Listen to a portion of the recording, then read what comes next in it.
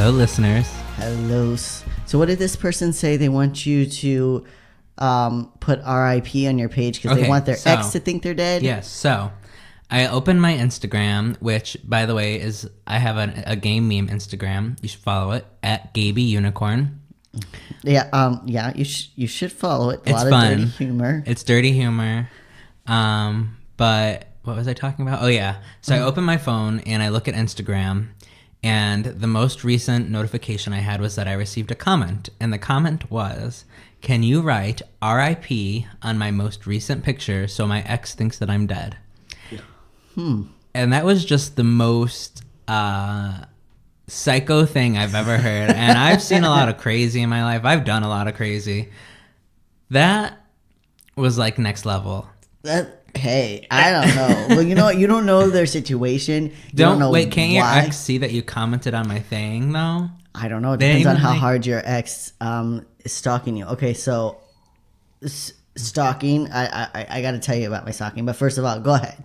So I want to talk about this. I want to know whether or not you should comment. Like, do you help someone convince their ex that they're dead? Because if it's an awful relationship and be like, yeah, motherfucker, I'll make you some fake papers. They're going to be really shitty, but I'll make them for you. If they're like, if their ex is like stalking them or harassing them. Yeah. Or if they're like just trying to make this person jealous. Like, I don't know. Well, I don't know, because that's a really awful thing to do. At the end of the day, they're going to find out you're still alive. Maybe. Depends on how hard you try, but I guess I don't know. That's the whole death. If you think post I'm death, they have your account. The next time you post, clearly you're still alive. That's true. Well, yeah, that's true. Unless you just stop posting on your account forever. I don't. The whole I want people to think I'm dead thing. I don't like. I think that's too far. It just like it's not funny. Nobody really thinks it funny. Even the worst person. Like, it's not funny. Anyways, I just don't think the whole like pretending that you're dead is funny. And No. One time, I call him. So this guy I went to cosmetology school with, acquaintance. I couldn't call him friend because we never like hung out or anything, but I knew him. Yeah. And he made a mistake one time. He was a few years younger than me, but he's a drag queen, and he started to kind of get a little big at this time. Yeah. A little bit of a following, and he commented, "Hi everyone, this is this person's mom. I just wanted to let you know that he was killed in a hit and run last night," and blah blah. It was April 1st, and so it was an April Fool's joke. But clearly, the backlash that he got on that was like, "What the fuck is your problem?" Yeah, no. April Fool's jokes you don't do. You don't pretend that you're dead. You don't pretend that you're pregnant. We know that. You don't.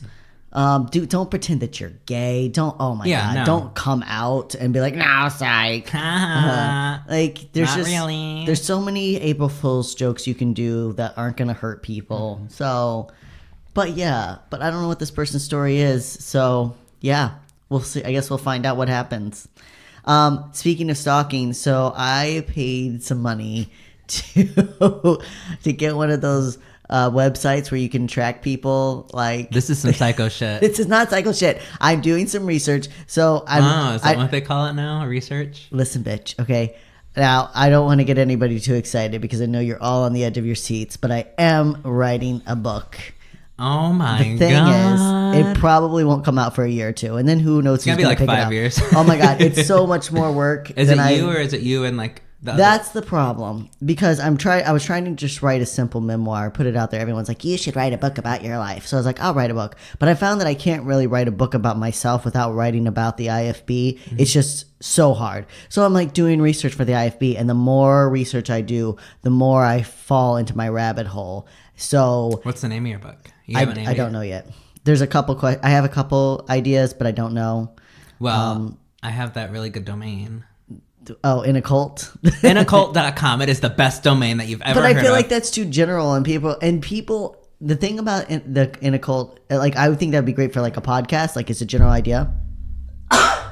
Coffee went down my throat, sorry. Okay. The thing about in a cult though, if I put that on a book, people, they think a cult it's a specific thing. Yeah, and so they ignore it. But the IFB, like, they're around you. You don't even know it. Yeah. And they're fucking crazy. Do you see them out here?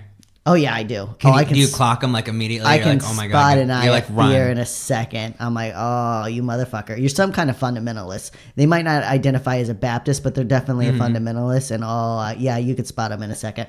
So anyways, my whole thing was, so I got one of those websites because I was like, I need to look up like some people's criminal histories because I need to look deeper. And then the next thing I know, I'm just typing everybody's name in. So, you started, and then you abused your power. I didn't abuse my power because... Did anything? No, I didn't look up you. Wow. Bitch, I know you. What do you have? If you have something, I'd love to know. Nothing, Next week, I'll be like, and so what we found out about Paul is... No, it's because, first of all, it says you're not supposed to use it to blackmail people, which I have not. And I'm not giving out anybody's information. I'm using it purely for my own research. Anyways. I want access. You can have access. It's not quite as exciting as you think because I guess most people are just boring, which was very disappointing to me. I thought every person I looked up was going to have this deep secret and like some hidden criminal thing somewhere and nothing. It's like, so it looks like Rita ran a red light in 2007.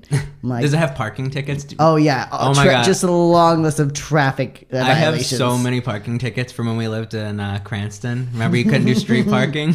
We got like a parking ticket every week. So yeah, if I did see you, it'd be like, and they make it so they're like, Paul's criminal record is coming up soon. What you may see might surprise you because they're really trying to build it up. And then all of a sudden it like pops up on the screen. It's just like 10 traffic violations. And you're like, okay, awesome. What the fuck am I going to do? I'm going to blackmail him with this. I know about that ticket, bitch. Right. Anyways. So yeah, so that's blackmailing and stalking and all that good stuff. So, update on my life. We got a bidet. It was the best investment we've ever made.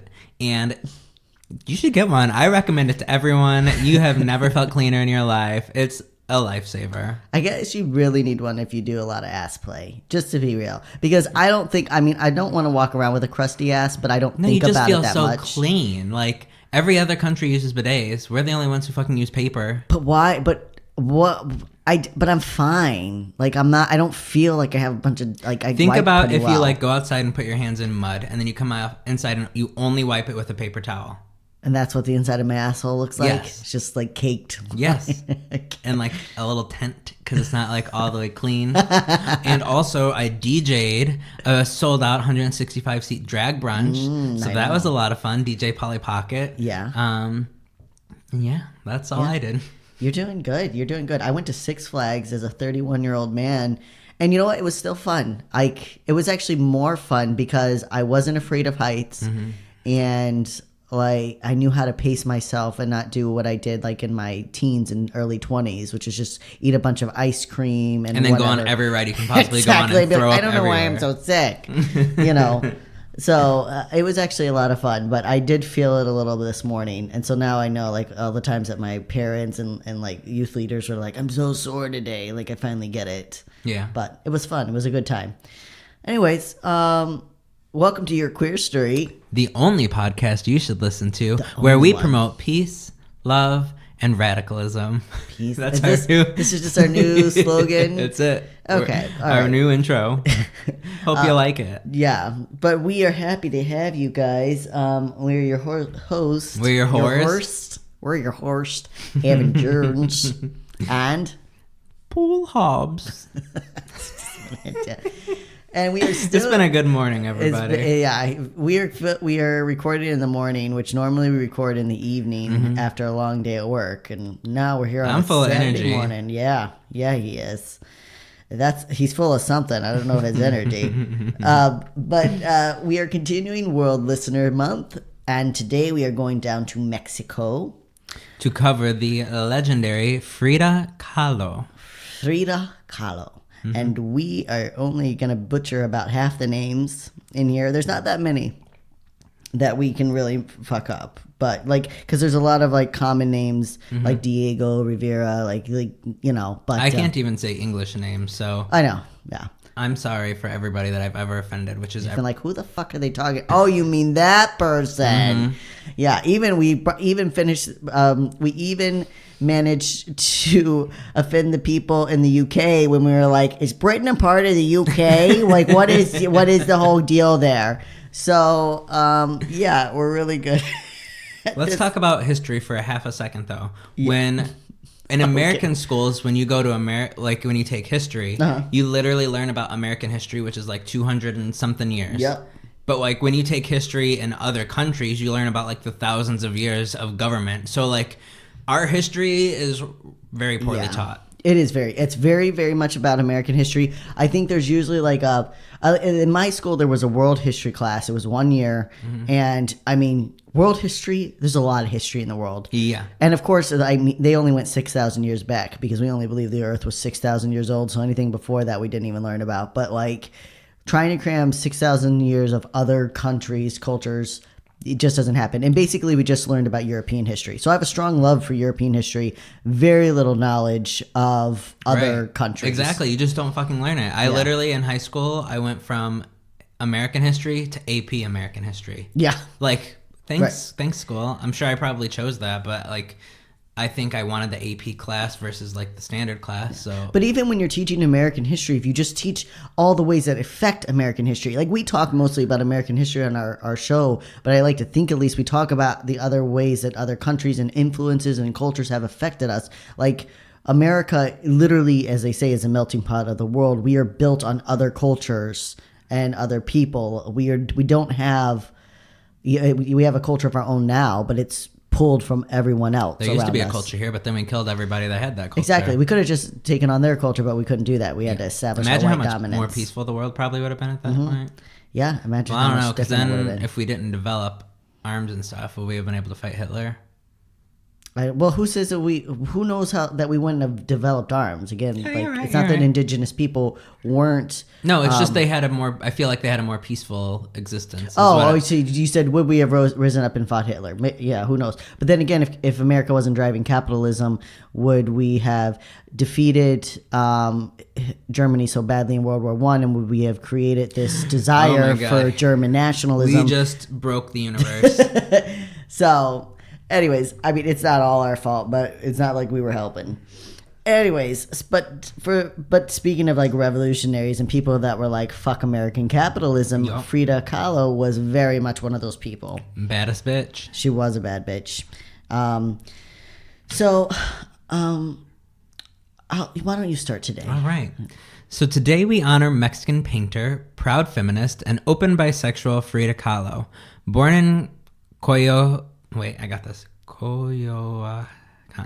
Born in Coyoacán, Mexico City, Mexico, on July 6, 1907, Frida was destined to be an artist. Her father, a German photographer, had immigrated to Mexico at the turn of the 20th century, and there he fell in love with a local girl named Matilda. I think it's Matilde. Matilde. Yeah. The couple would have 4 daughters and raise them all in Mexico's greatest city, which in 1907 was a city that was bursting with new life. Just 40 years before Napoleon had pulled the last of his French troops out of the city and a new government was finding its way. Business began to open and soon a bank, post office, and hospital were built just in time for the arrival of baby Magdalena Carmen? Yeah, it's supposed to be Carmen. Oh. Magdalena Carmen Frida Kahlo y Calderón. Yeah, I remember when Vima was on, she explained how in like Latin culture, you usually take on the mother and father's last name. So early in life, the young girl would learn to face adversity as well as find her escape. When she was just 6 years old, Frida was diagnosed with the dreaded disease of polio.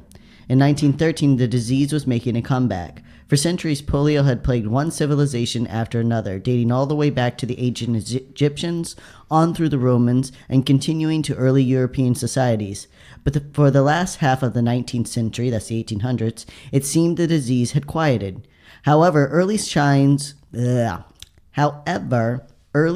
showed that the Americas were in for another epidemic, and little Frida was soon bedridden with the disease. Yet it was during this time that she began to truly explore her love of art, in which, like a lot of artists, will see this as a theme, where in her times of deepest darkness, that's when she finds her love, and that's when her art flourishes. Yeah. And guess what? We're probably about to have another fucking polio epidemic with these fucking anti-vaxxers. Literally, we eradicate all of this shit from the world, and they're like, you know what? That's going to give my kid autism, so I'm just not going to vaccinate my child. Because it would be horrible to have a kid with autism. Oh my God, it would be better for your child to die than to have an autistic kid. That's literally what anti-vaxxers think. Yep. So fucking stupid. But they don't think that.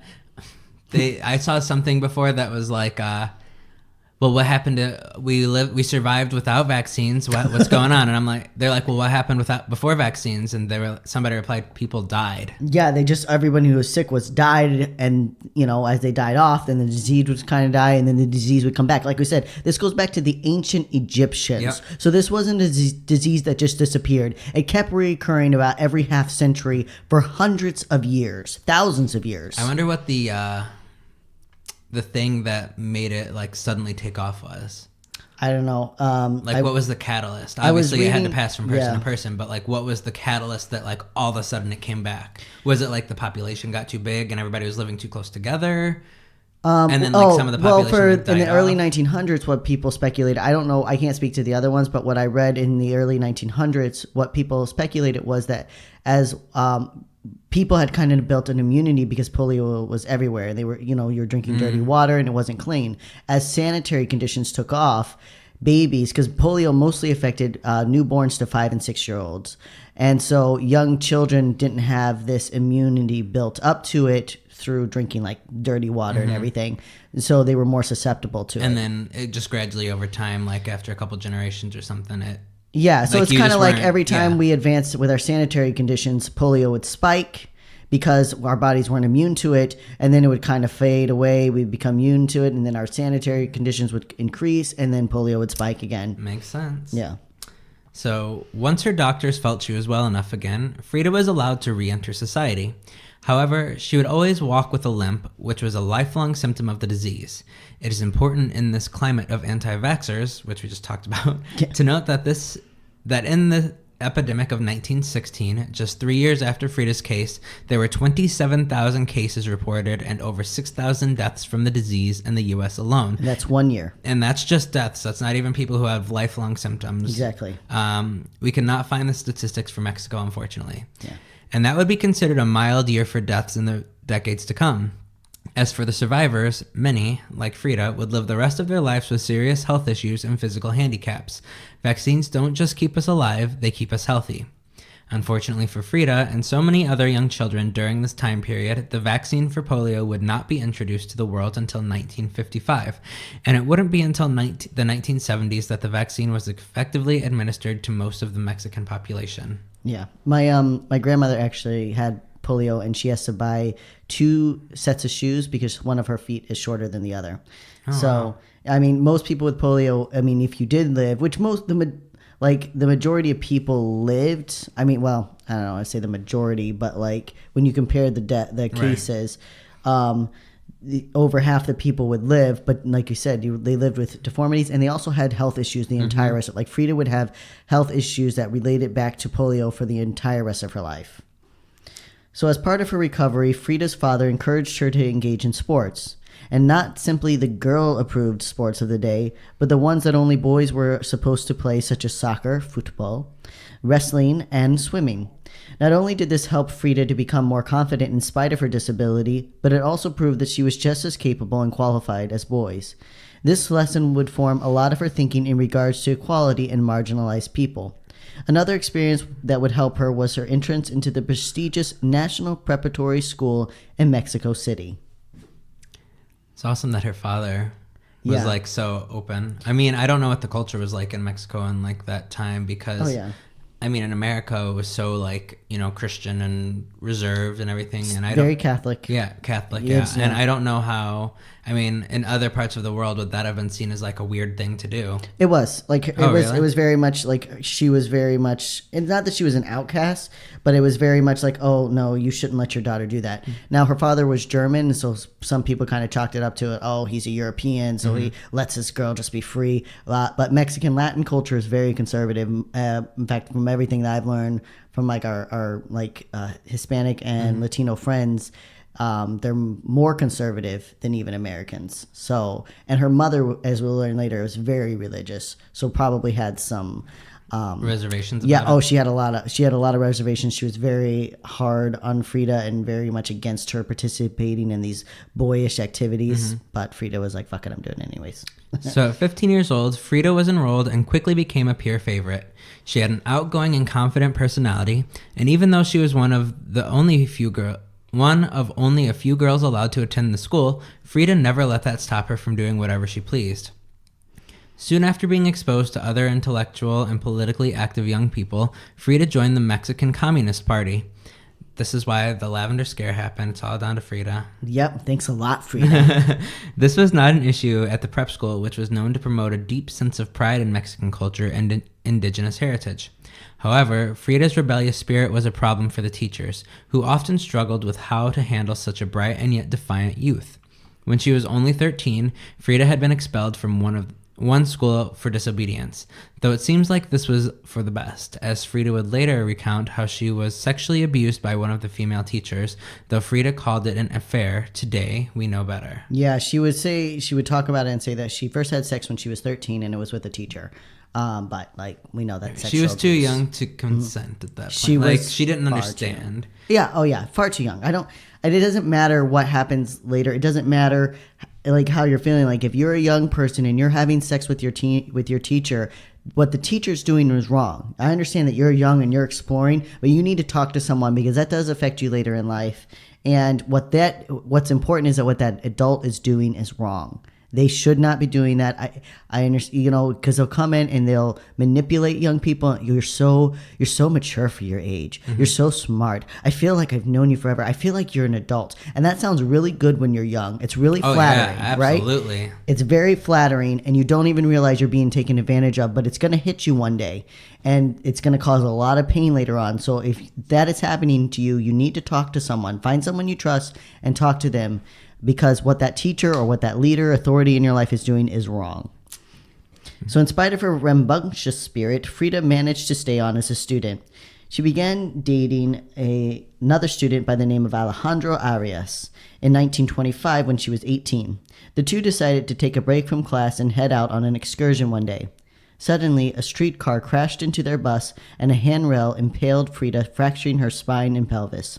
She would spend 3 months in a hospital and would live in pain for the rest of her life. But she returned to her political activism and social parties within a year. In 1928, Frida was reintroduced to famed muralist Diego Rivera. The two had actually met briefly 5 years before when Diego was commissioned to do a mural at the prep school. Frida had instantly had a crush on the artist, but he was 20 years older than her and, as rumor had it, enjoyed the company of several women.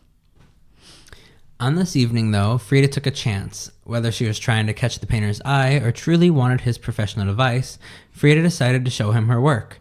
He was very impressed and would later state, "The paintings had an unusual energy of expression, precise delineation of character, and true severity. They had a fundamental plastic honesty and an artistic personality of their own. It was obvious to me that this girl was an authentic artist." And it was obvious to everyone else that the couple were smitten with each other.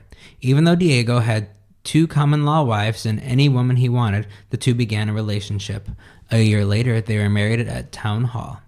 Frida was not one to have a church wedding. While she described her mother as a religious fanatic, Frida avoided all things church, and Rivera was an avowed atheist. No, this freaking atheist. Right? Worst. Causing all kinds of trouble. Oh, God. Destroying America. Pretty right much. along with the gays. Are you kidding me? Are you kidding me? The atheist made the gays. That's true. It's like the time that I came out, I told my mom, and she's like, well, you're an atheist because you're gay, and you're gay because you're an atheist. And I was like, oh, huh? What? Huh? So their relationship was very tumultuous, partly because they were both artists and drama fed their passions, but also because of Diego's many affairs, his extreme jealousy, and Frida's inability to carry a baby to term. There are speculations that Frida deliberately ended all 3 of her pregnancies. We do know one abortion early on was as a precaution against her damaged pelvis. Others have suggested she terminated her pregnancies in a dramatic rage or because she feared Diego's wrath if the child was not his. There is also the very practical reason that Frida's body was in no condition to carry a baby to full term. And anyway, that was her decision to make for herself. Regardless, it does seem that her lack of procreation caused a rift between her and Diego. It was very odd because, I would read these conflicting reports where she talked about how she was going to carry Diego's baby. And then in other parts, she was doing all these things, she would ingest this poison to promote a miscarriage. But she was also a very spontaneous person. Mm-hmm. Some might call it erratic. But like where like she was very driven by her emotions in the moment. Right. Well, you got to think of how she grew up with a fanatic mother. If she never dealt with the way that her mother acted and the trauma that could have caused her, or maybe she thought the way that her mother acted was normal. I don't know that her mother was erratic, but as a religious fanatic, I can only imagine. Yeah. Well, her mother did seem to be like on the same plane. And there was a painting, I didn't put it in here, where it's like, it's a very, I don't know how to interpret it because I'm not good at interpreting art. Oh no, me neither. I'm like, it's a nice picture of a lake. Yeah, exactly. I was like, oh wow, what a fantastic look at the way the water shines. Yeah, exactly. So, but it's a mother giving birth, but there's a towel covering the head, and then it looks like baby? The head. No, there's a towel covering the head of the mother, but then it looks like the mother's head has been severed and put down in where her vagina is. And you need to show me this painting. I do. We'll have to post it now because people are like, "What are you talking about?" But it's supposed to interpret like Frida's mother, like how Frida felt her mother viewed her, and I don't know. Yeah, like you didn't get like what the view was. I was like, no, I don't. Okay, we're gonna interpret it together later. We'll talk through it. But anyways, the whole point was, yes, like she had very conflicted feelings about her mother and about herself being a mother because of her relationship with her mother. Yeah, like I don't know. Maybe she was like, I don't know how to be a mother because I never received that treatment. Exactly. Or something. She's that also, makes sense. and she's also a strong feminist, right? And she wants to be an artist first. She wants to be seen for that. So like, she doesn't see herself as a mother. There's so many factors in play about why she wouldn't have a baby, and it doesn't matter because you don't have to have reasons. Her choice. But it's just like, but people would just speculate like, but why? Like she would talk about how much she wanted to have a baby and how she wanted to be pregnant. Well, and maybe she was like, I want one. But like kind of how David and I talk about it, we're like maybe in our 40s. Like, I would love to be a mother, but like not right now. Not today, not tomorrow. Yeah.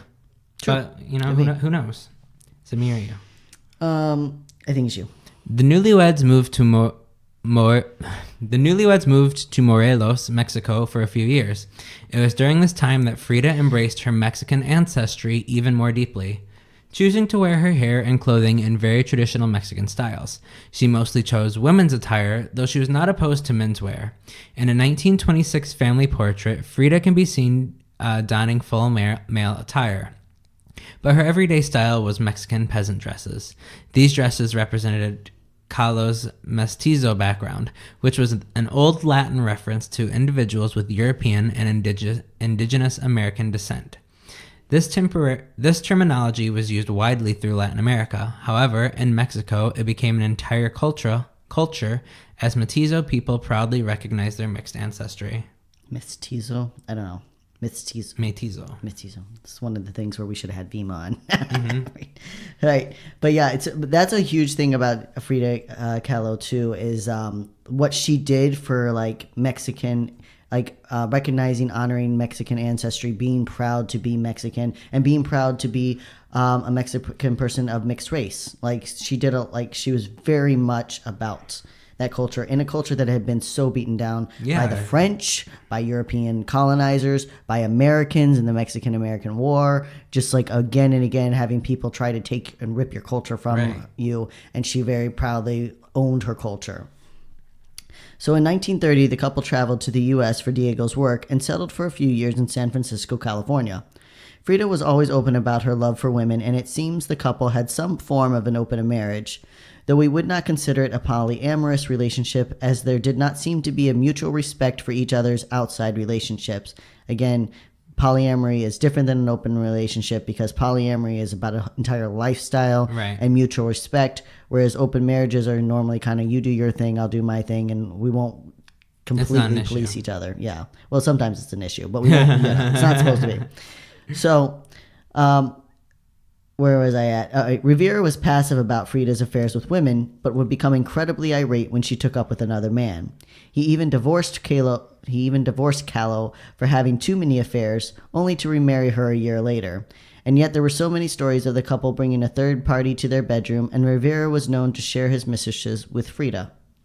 It's very, that's possessive. Yeah. That's just abuse, where it's like, okay, you can fuck all the women you want because I think that's hot, but if you take up with another man, I'm going to be angry. Also, I'm going to have 1,000 mistresses. Right. Yeah. It was during their early years in America that Frida and American painter Georgia O'Keeffe met. The two women bonded over their love of art, though Frida was still struggling to make a name for herself. They would begin an on and off affair over the next several years, which were what most of Frida's affairs consisted of. While she was independent in so many ways, Frida was completely infatuated with her husband, which kept her close to him and her individual travels limited. This means she usually took up with her lovers when Diego's work brought them together, but the couple had partners all around the world, so there was no need to fret. Jesus. Yeah, right. I wish, huh? Well, I've got this person in Germany. I have this person in London. I have this person in Toledo, Tokyo. When are we going to Florida? Because I'm telling you, Mel has been dying to see me. Right. During her time in California, Frida also continued her affair with photographer Nicholas Murray, who would later become famous for his partial nudes of Frida, much to Rivera's irritation. In 1933, Diego was commissioned by Detroit Institute of Art to do a mural, and the couple spent a year in the Midwest.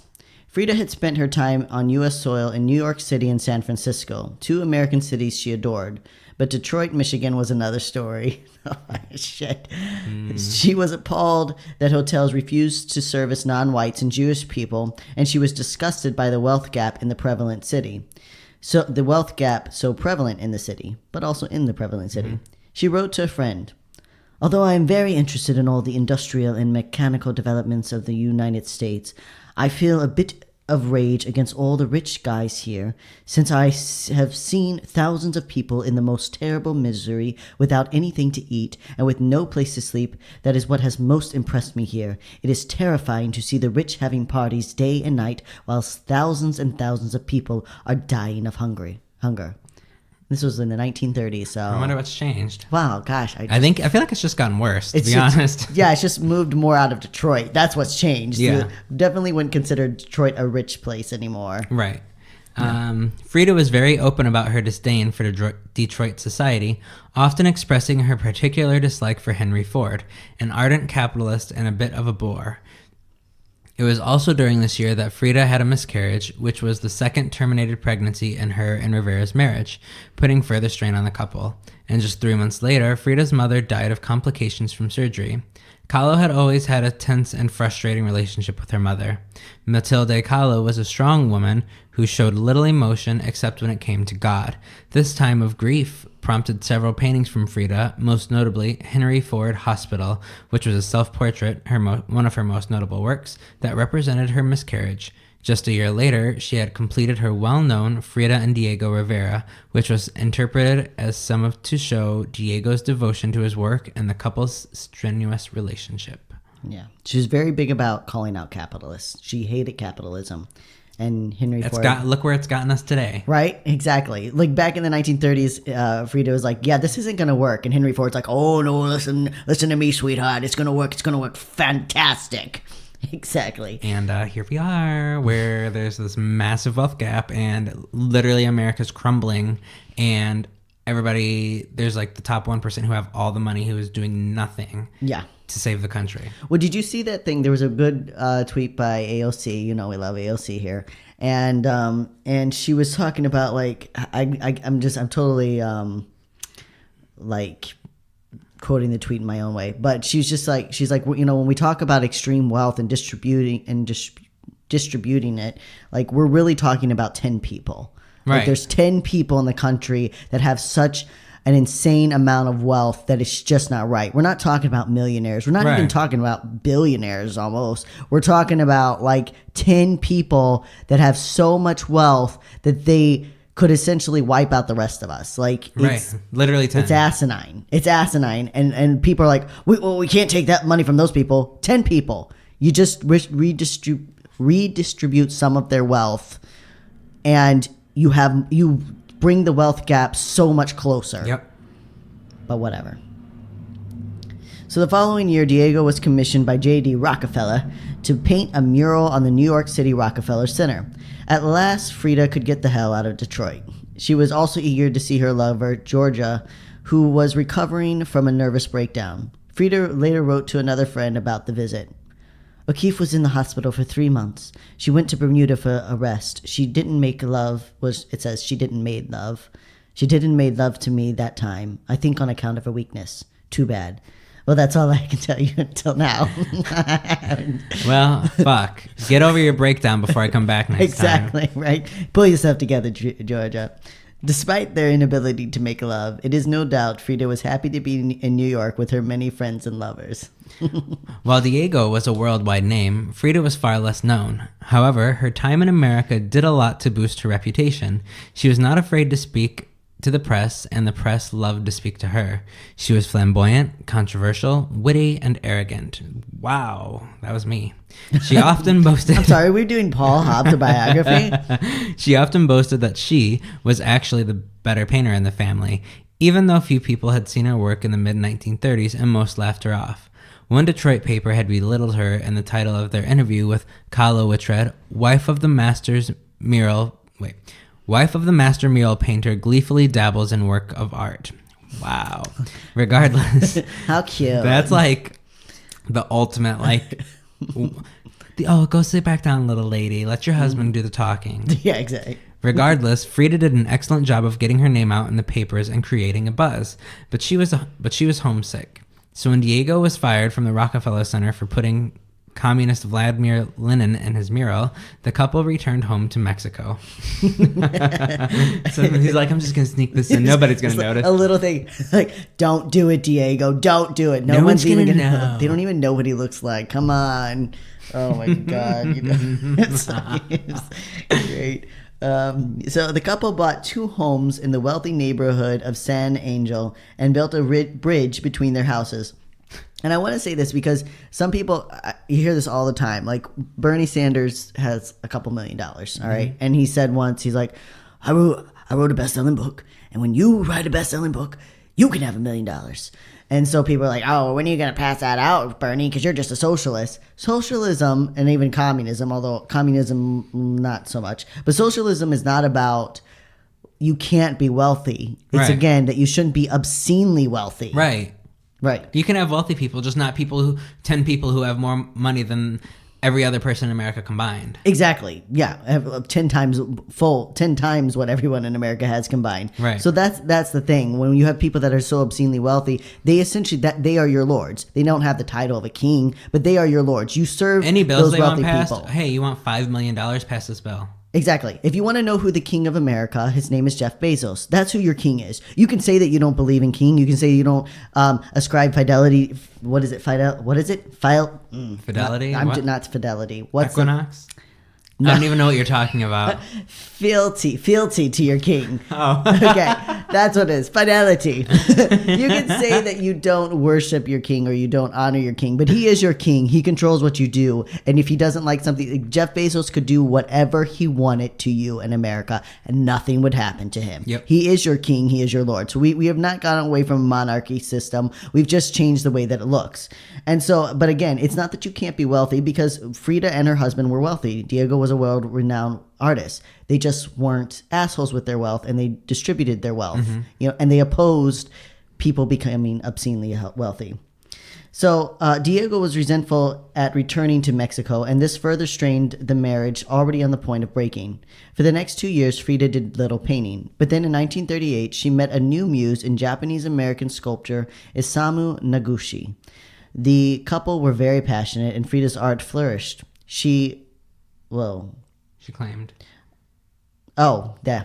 Thanks for being able to read my I've read so many typos during this podcast. I just know what you mean when you write things. Like, all right. She claimed. I just want to fix this. Okay. Where's my done? Where's my done? Okay. Anyways. Her painting flourished. She claimed that between 1937 and 1938, she painted more than she had done in all her previous 8 years of marriage. Fuck you, Diego. She had an art opening in 1938 and made her first big sale that same year. She also was invited on a solo tour of Paris, which she quickly took up. Bye. It's so long. Frida's time in the city of love which I also misspelled. I don't know what I'm doing. This is literally every episode we've ever done. Shut up. I'm just stumbling through because I'm like, what is that word? What Stop blaming it. Stop blaming your white ass mouth on my writing, okay? Frida's time in the City of Love further established her legitimacy as a world-renowned artist.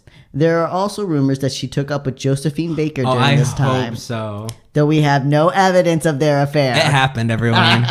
Confirmed. So in the movie by Selma Hayek, that's just called Frida, it's 2002, they do like where like Frida meets Josephine in a club and they fall in love and they have this affair, and which everybody wants to happen. But no, it happened. It definitely happened. Paul's decided that it happened, so it happened, folks. It's true. I told you, this is the only podcast we you don't should even listen have to. a record that they met, but...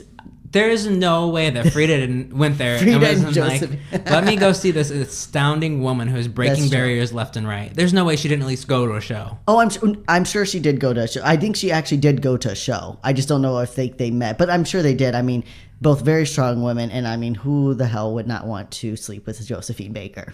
So, I mean... The only woman I've ever been attracted to. All right.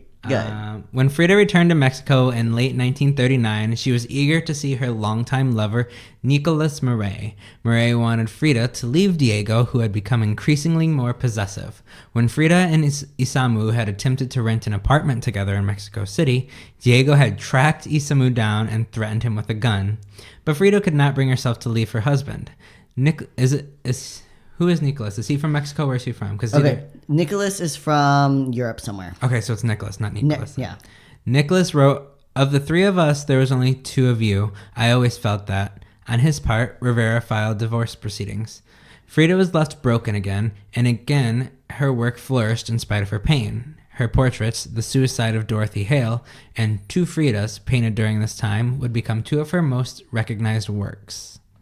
The couple did get a divorce, but then remarried in 1941. This is like that couple that like they unfriend each other on Facebook, and then like a few months later you see that they're like friends again on Facebook and they're posting pictures together. Oh, there's SNL does this fantastic bit. I hope they come back with it, where it's an Instagram couple and they're just like, it's like they come on this show and they'll be like so lovey, and then like throughout the bit they start to get more and more angry, but they're still trying to keep their Instagram image. Mm-hmm. And then at the end they love each other so much, but and it's like just so typical of like social media couples and artists, right? So Frida's work was the talk of the art world. Upon her and Diego's reconciliation, Frida took up with Diego's mistress, actress Paulette Goddard, who was married to Charlie Chaplin. And Paulette Goddard was fucking gorgeous. Like, giving Josephine Baker a run for her money. Like, I was like, oh my, like I saw her, I was like, Jesus Christ, I'm feeling a tingle. The relationship between Paulette and Frida was quite complicated, and it is not quite clear whether Frida was attracted to Paulette or wanted to be Paulette. After all, Goddard was stunning. Of all Diego's affair, this seemed to be the one that Frida was most jealous of. She cut her hair in defiance of Rivera because of Goddard. Yet she also painted one of her masterpieces, Flowers in a Basket, for Paulette. And there was another one of, I think, nude in the forest or something. And it's two women who are nude in the forest, and it was supposed to be of her and Goddard. Either way, Goddard was quite tied up with the couple. She even helped Diego elude authorities when they were investigated for the murder of Frida's other lover, Leon Trotsky. As for Frida, she was imprisoned for 2 days and heavily interrogated over suspicion of the communist leader's murder. The government probably killed him because he was communist. Oh yeah, we're like, all pretty. Yeah, there was plenty of people that wanted Trotsky murdered, but interviewing Frida and Diego Kahlo was like not Diego Kahlo, Diego Rivera and Frida Kahlo was like, they were like not the people, but they're just trying to make a show of it. Oh, like he was murdered in a jealous rage, right? Just because they want to cover up their tracks. Despite the controversy that surrounded her at home and abroad, Frida was loved and appreciated as an artist. She established the Seminar on Mexican Culture and was brought on as a teacher for the National School of Painting in Mexico City. Sadly, her health was greatly deteriorating, and by the end of World War II, Frida was mostly confined to her home. She would spend the last decade of her life in Casa Azul, the name of her home, but created her most well-known pieces. Broken Column, Wounded Deer, and Without Hope were all painted during this time. And the names alone can show you how she felt. Right. Yeah. Like, so depressing. Mm-hmm. Yeah. Very, very, like, the epitome of a tortured artist. Yep. You know. In 1953, Frida was so ill the doctors forbid her from leaving her bed. However, her first solo exhibition was scheduled in Mexico City. Frida had her bed transported to the exhibition hall, and then, once the guests had arrived, she was transported on a stretcher. This would be her last big public event, but it was a smashing success and so embodied the resilience of Frida Kahlo. My fucking white mouth. Frida Kahlo. Frida Kahlo. The resilience of Frida Kahlo. The next year, she would paint her final pieces. Her last painting was titled Viva la Vida, which means live life. On July 13, 1954, at 47 years old, Frida Kahlo passed away from a high fever and possible intentional drug overdose. She had lived her remaining years in such pain and was ready to go. The casket at her viewing was placed under a communist flag as hundreds of people came to show their respect, and then her body was cremated. The last words she wrote were, "I joyfully await the exit, and I hope never to return."